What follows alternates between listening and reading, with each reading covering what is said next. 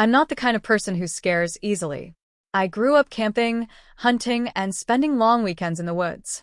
This happened when I was 28 years old, working a regular office job in the Midwest, nothing unusual about my life at all.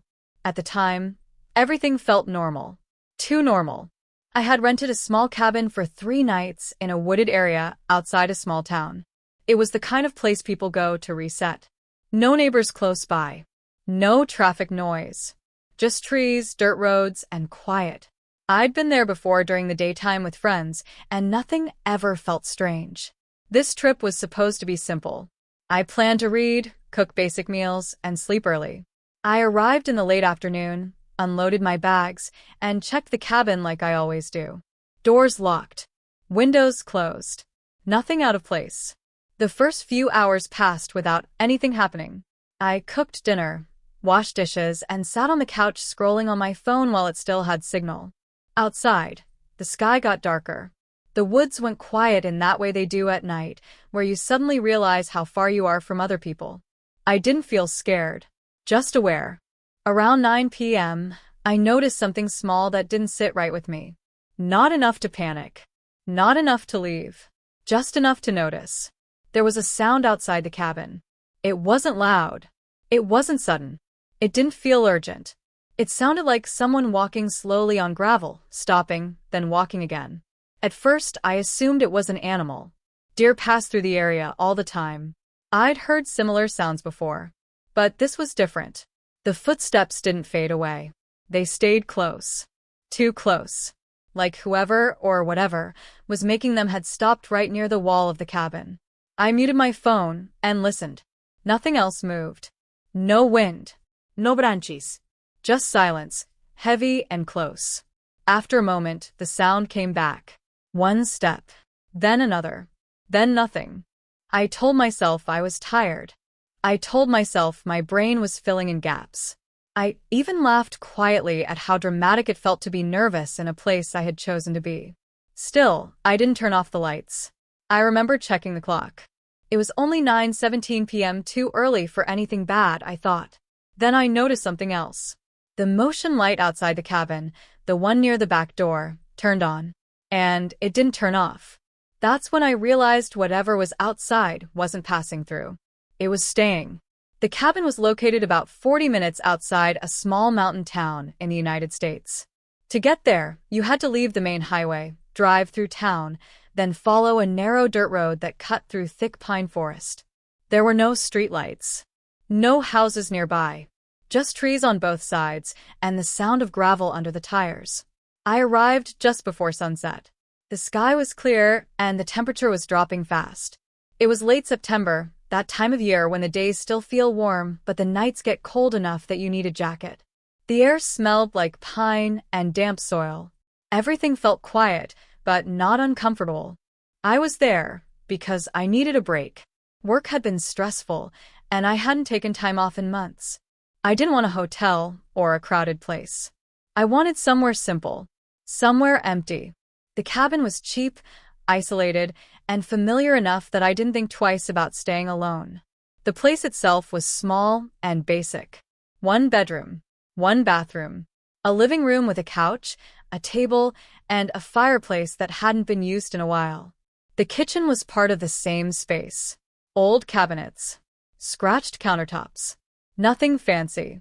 It felt like a place people only stayed in for a night or two and then left behind. There was no internet. Cell service was weak at best. The owner had mentioned that ahead of time and said most guests didn't mind. I didn't either. I told myself it would be good to unplug for a few days. After unpacking, I walked around the property while there was still light. The cabin sat in a small clearing. Trees surrounded it on all sides. Behind the cabin was a short drop into thicker woods. I noticed a narrow path leading away from the back, but I assumed it was an old trail or something animals used. I didn't see anyone else. No cars. No lights. No smoke from nearby cabins.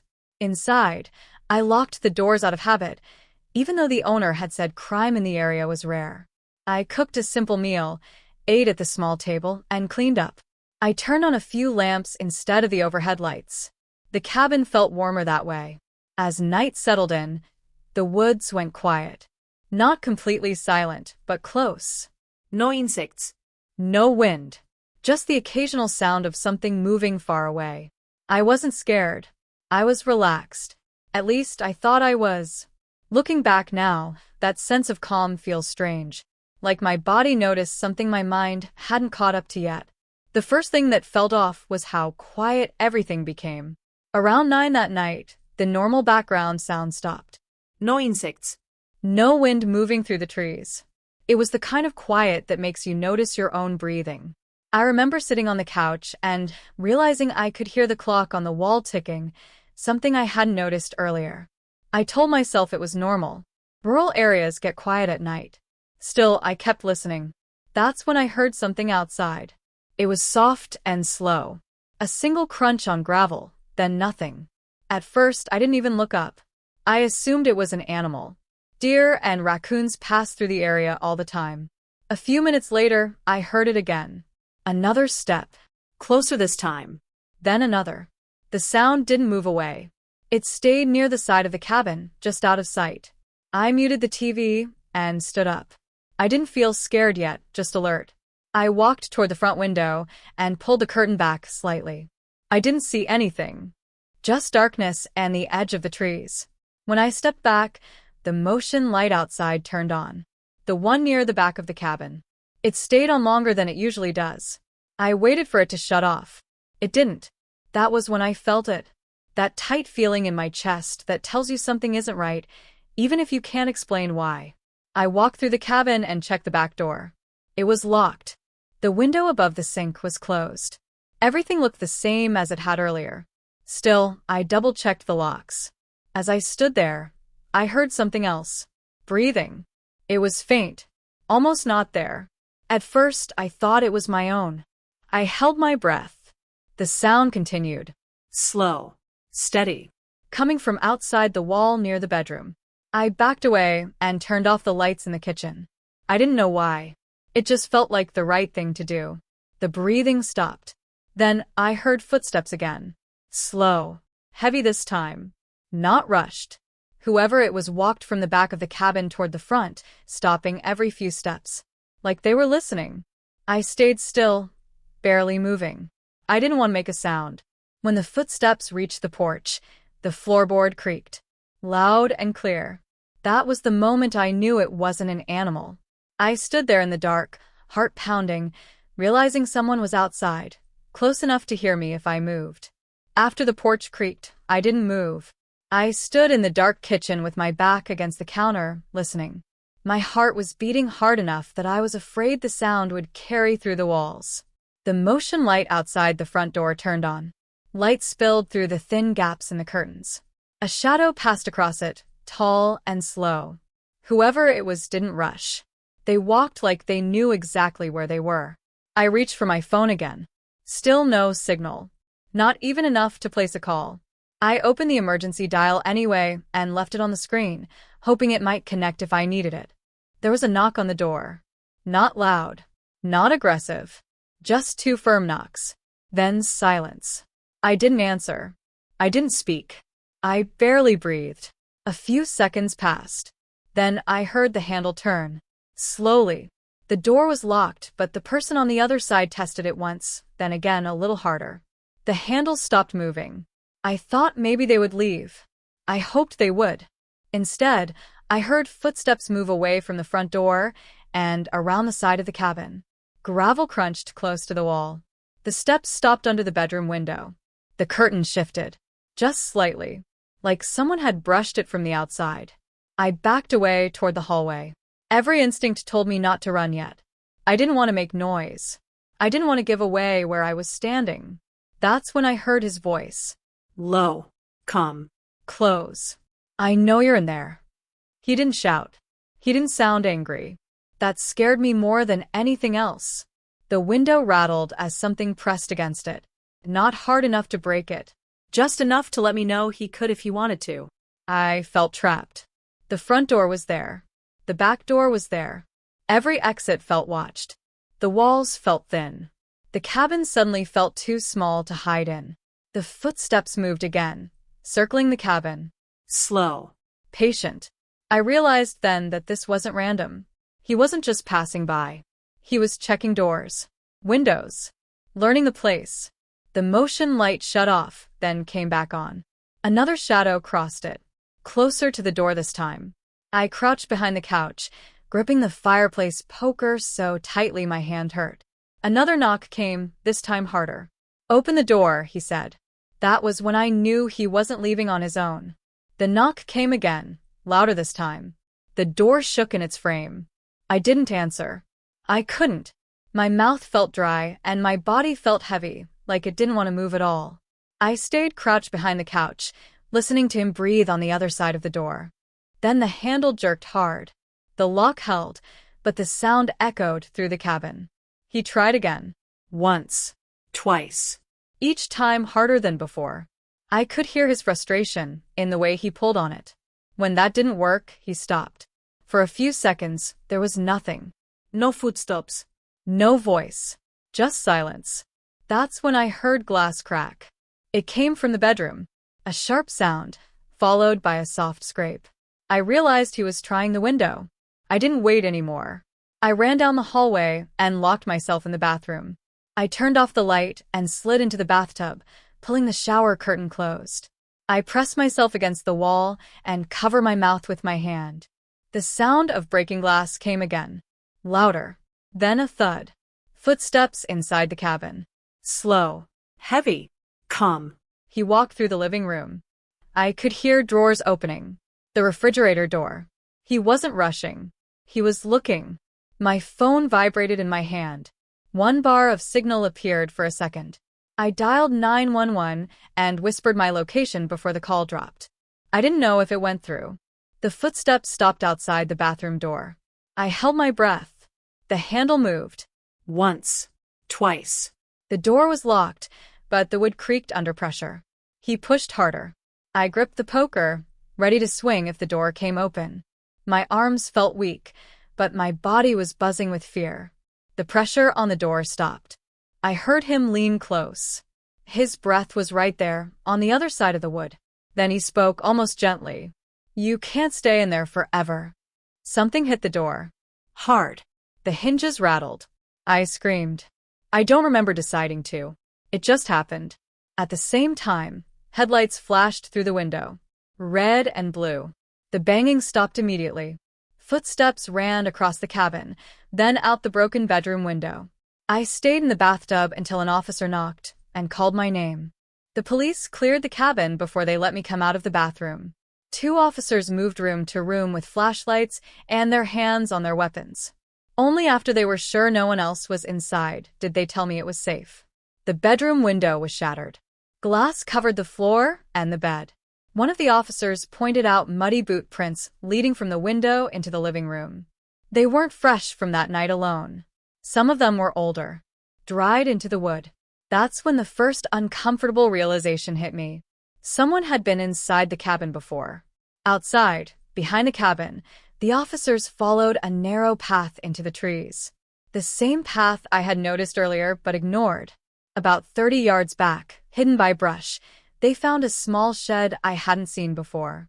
It was old, half-collapsed, and blended into the woods. Inside the shed was a sleeping bag, empty food cans, a flashlight, and a backpack. One of the officers opened the backpack and went quiet. Inside were printed photos. They were pictures of the cabin, taken from different angles. Some during the day, some at night. One of them showed my car parked out front. Another showed the porch light on. Then the officer showed me the last photo. It was taken through the bedroom window. From outside. I was in it, sitting on the bed earlier that evening, looking down at my phone. The timestamp was from 2 hours before I heard the first footsteps. That meant he hadn't just arrived that night. He had been watching me for hours. Maybe longer. The officers told me this wasn't the first report in that area.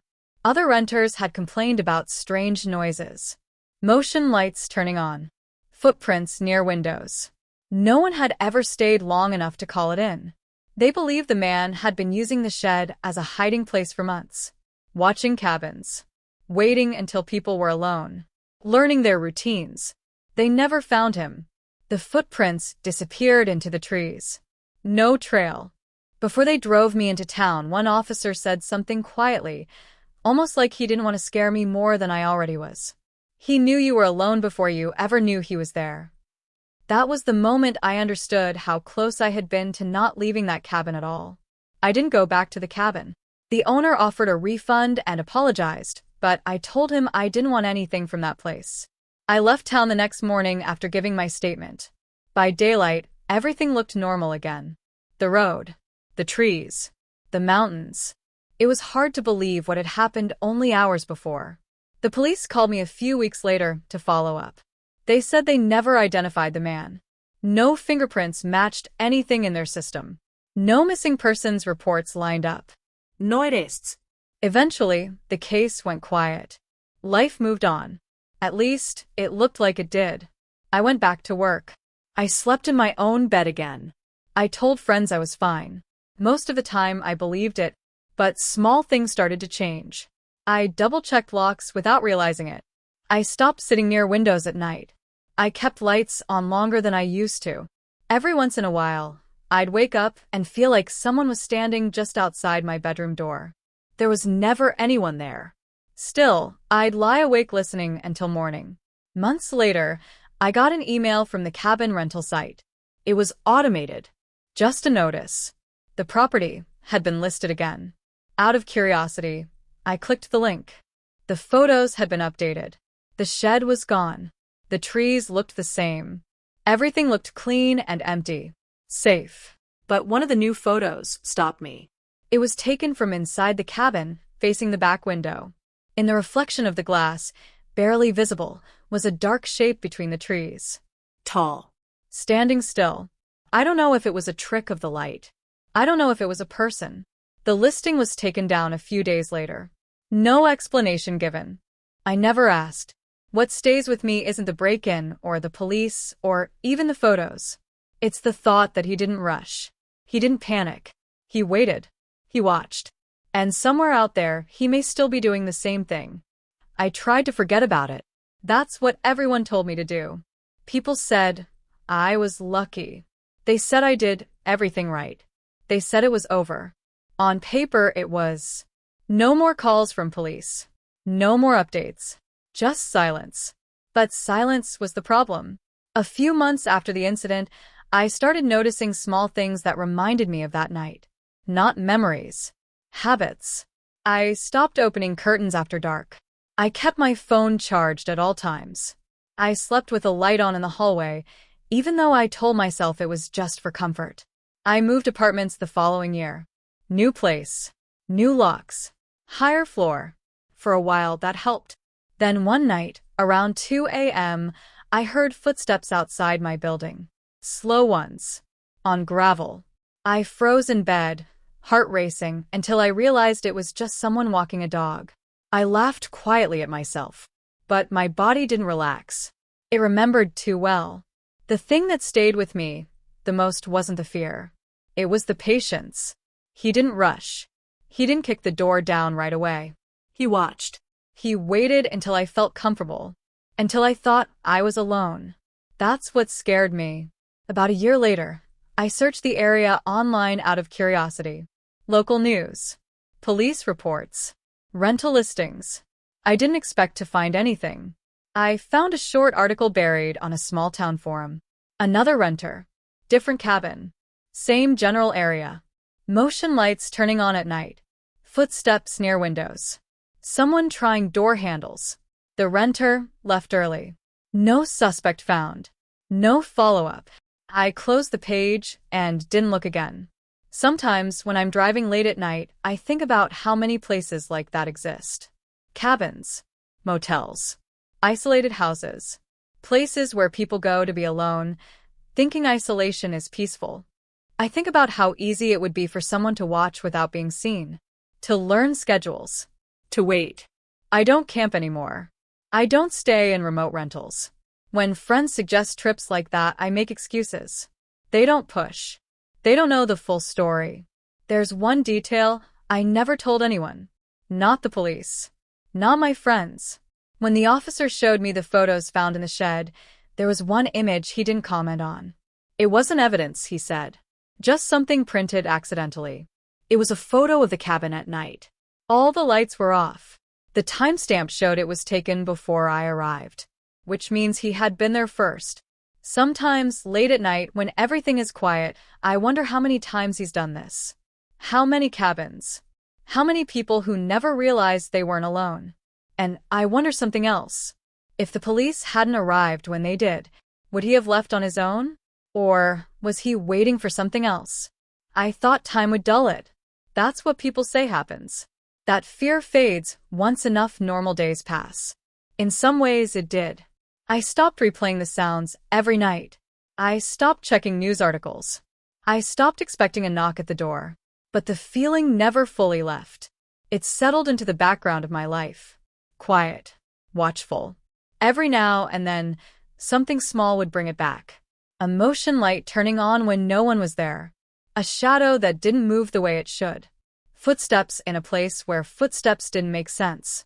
I started noticing how many people live unseen. How many places exist just far enough from help. One evening, almost 2 years later, I was cleaning out old emails and found the confirmation for that cabin rental. Same photos. Same description. Quiet. Secluded. Perfect for solo travelers. The listing was gone, but the images were still cached. I looked longer than I should have. That's when I noticed something new. In one of the photos taken at dusk, near the tree line behind the cabin, there was a shape I hadn't paid attention to before. It was faint, easy to miss. But once I saw it, I couldn't unsee it. A figure standing just inside the trees. Not close enough to be obvious. Not far enough to be nothing. I checked the timestamp. It was taken by the owner months before my stay. That meant whoever had been watching me didn't just pick that night. Or that week. Or even that season. He knew the place. That realization changed something in me. It reframed the entire experience. The shed. The path. The photos. The patience.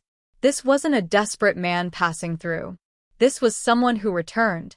I started wondering how many people had slept there before me. How many heard sounds and ignored them. How many left early without knowing why. How many stayed and were just lucky. The police never contacted me again. No arrest. No suspect. Nothing. Eventually, the case number meant nothing more than a line in a database. But I still think about one thing the officer said that night. He didn't take anything. At the time, I didn't understand why that mattered. Now I do. He wasn't there to steal. He was there to watch. That thought follows me more than anything else. Sometimes, late at night, when I'm the only one awake, I imagine him somewhere else. Standing behind another cabin. Another motel. Another quiet place advertised as peaceful and empty. I imagine someone sitting inside, relaxed, unaware, believing they're alone. I wonder if that person will hear footsteps. Or breathing. Or a knock that comes too calm to ignore. And I wonder if they'll realize in time that isolation doesn't always mean safety. Because the scariest part wasn't that he tried to get in. It's that he waited until I felt comfortable first.